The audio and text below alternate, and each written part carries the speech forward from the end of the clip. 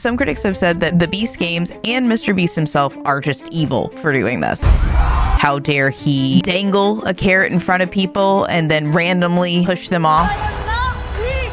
That's why I got number. Not be able to get anything, zoom in on them crying, Save my life. and put them in the situation for that and be looking for it and waiting and take advantage of people's economic situations, building that for them so that they will cry and then putting a camera in their face. How dare he, right? How dare he? Say goodbye to $5 million.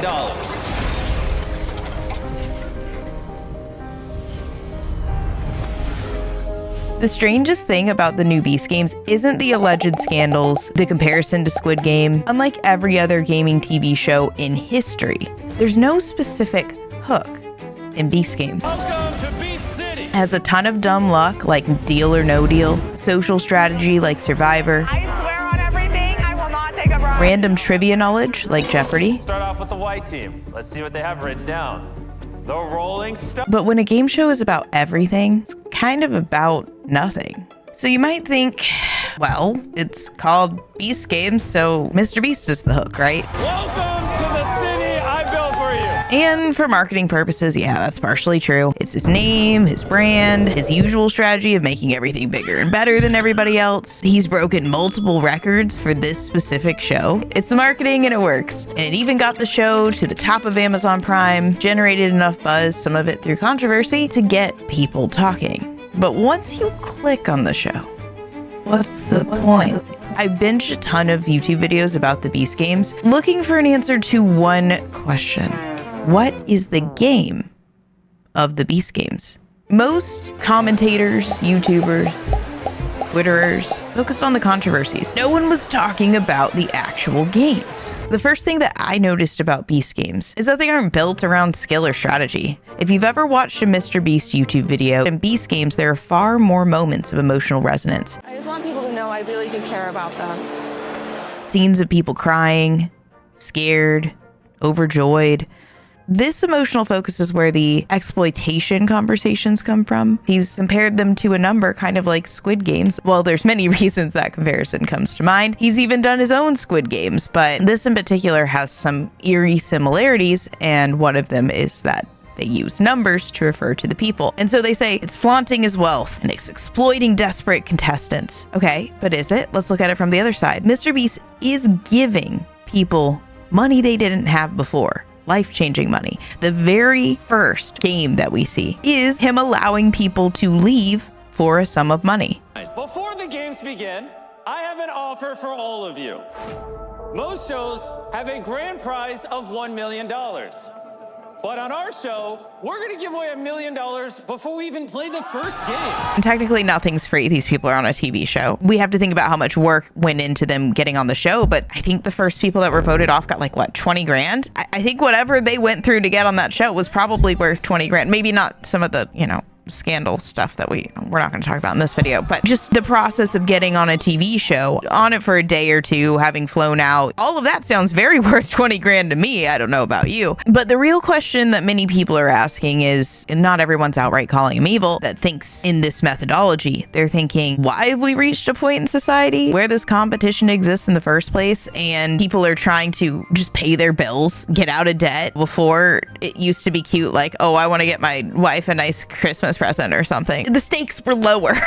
It feels like for a lot of the game shows back in the day. Now it's like, I will literally die if I leave here without $5 million. I will die for $5 million. And you're like, oh, okay. I think it was supposed to come off funny, but it kind of came off too real. So anyway, you would think maybe it would be cool if Beast Games answered that. We all have families here, man.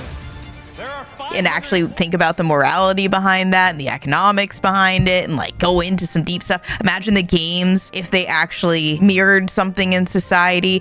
Maybe I'm gonna make that. It's my whole thing on this channel. If you haven't met me before, if you haven't seen my videos before, I'm MADkurious. I do a lot of gaming event content on my live streams and I make videos about it. If somebody has deep pockets, hit me up. But that's not what this is. These games aren't about skill, justice, or even entertainment in the traditional sense. I'm gonna let you handle this one. Why do I gotta handle it? The games feel random, designed more for spectacle than for fairness in any sort of skill, or I don't know, a competition. The contestants aren't really playing much at all. They're being played. The contestants are the NPCs in MrBeast's game. Why and what exactly is that game? It's about controlling how the larger story is told. And this isn't to say that all game shows don't do the same to some degree, but they are focused on and limited by their hook for the larger story.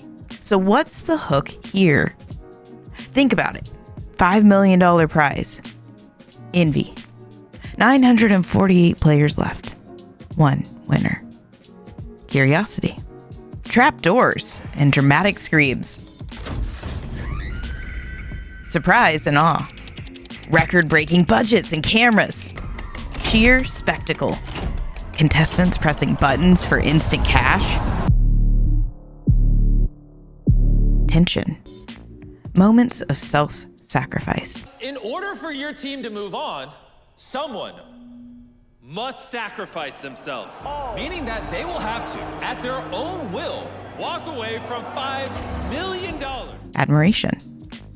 The possibility of betrayal. Drama. Contestant drops and falling towers. Anticipation. Highlighting both winners and losers. Emotional highs and lows. Contestants' personal stories. Relatability. Every moment is crafted to trigger an emotional reaction. Whether you're imagining how you would handle the challenge or laughing at the cinematic misery of someone else. So you're thinking, okay, but he could still make it a game of skill. Why hasn't MrBeast made it a real competition? Why is it random? Think of like American Idol or any sort of talent-based competition where we cheer for the ones we think are good. Why not make it a game of skill where we can see who the best player is and cheer for them? Okay, well, think about sports. Do we always cheer for the best team? We cheer for the team we've connected with. That's what MrBeast is tapping into, and it's why he doesn't rely on competition. You may say, okay, but sports is a competition. Even when the games in Beast games include moments of skill, they're secondary. Like the stacking the blocks. I was looking at it and trying to figure out how I would do it myself, and I could barely ever see what was actually going on. I wanted to watch someone do it, fail, try again. I wanted to watch a couple people. We barely got to ever zoom in on the blocks and see how people were doing it and see the actual game in the competition. Instead, we were seeing these reactions that were happening. It wasn't about the game. It wasn't focused on the game. It was focused on reactions, and it was focused on the most cinematic moments. And again, the way the rules were playing out to keep you interested in what was going to happen. It's about the lights. Think about the lights, that cinematic moment. He wanted you to be impressed. He wanted you to feel something. He didn't care if you were thinking about the game and trying to break that down. Not unless that was going to keep you from boredom. MrBeast wants to be able to tell a story with multiple points of view, so that it's not about the point of view in the actual show that matters. It's about your point of view. He wants you to be the one feeling at any given time. Maybe you relate to the person that's pressing the button with not self-sacrifice, but self-preservation. Understanding and relating to a desperate person. Take the money. It's the right thing to do for you. Doing whatever it takes to win. And maybe you're thinking, could be me. Or maybe you're horrified, seeing the game as a reflection of our economic reality, seeing the commonalities with the recent Squid Games. Either way, you're invested. MrBeast could be saying something about these larger concepts. He could be creating a story for that, and some have judged him for not having a deeper meaning, but that was never his intention. A deeper meaning would take away from his ability to think about you. Then he'd be thinking about him and his message. The message isn't what's important to him. It's keeping you from boredom. MrBeast's real game is the one he's playing with you, the viewer. Okay, if you still are like, Matt, I don't believe you, I'm not convinced. Think about when they drop into the foam and you guys are like, what foam? They dropped into a hole and they're gone forever. It's Squid Games. No. They dropped into foam, okay? But that's the thing. They knew it was foam. They knew it was just a few feet, and they knew that they were going to get dropped and what sort of safety was set up for it. They knew what to expect. We did not. That first drop, many viewers, if they hadn't seen it in a trailer or a clip, they might not have even expected it. But the contestants knew it was coming. That surprise was for you. And that is how this whole thing plays out. Many other shows will give you those moments, but no other show does it for every single moment. MrBeast edits his videos with one goal: to avoid boredom. Don't believe me? I just like to look at people's face while they watch it, and like I can tell when people like, you know, instinctively go reach for the phone. I'm like, okay, that's a little, they lost interest. That was from an interview that he did about Beast Games. MrBeast doesn't just want you to enjoy the show. This isn't about like making people happy smiles. He wants you to not look away. You. Have you ever had an opportunity in your entire life to raise your finger, tap a button,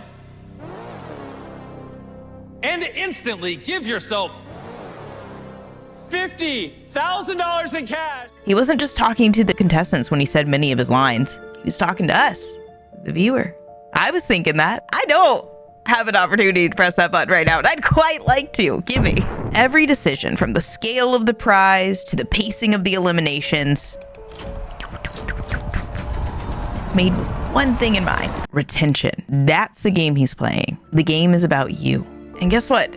If you've made it this far into the video, MrBeast has already won your retention. And so have I. Even with everything that we've just talked about, many people will still say that gaming is a waste of time. But understanding the psychology of games is what's made MrBeast rich, influential. It's what made all of those people gather and create a TV show. Whatever you think of him and whatever you think of his projects and whatever you think of TV or gaming, look at what it has accomplished. Look at how many jobs it created to create something that has entertained you. Even if you didn't watch his show, you're watching this. And if you made it this far, you're clearly entertained. Are you not entertained? Listen, gaming's a tool, and I break it down on this channel. Not like dancing, I'm not good at that, but I break it down. If you ask my chat, I only literally have one dance move. It's just, okay, listen, but I break down gaming. I'm MADkurious. I make videos about how life is a game. Like and subscribe if you've enjoyed this enough to see me win and to help me win. And I will see you in the next one.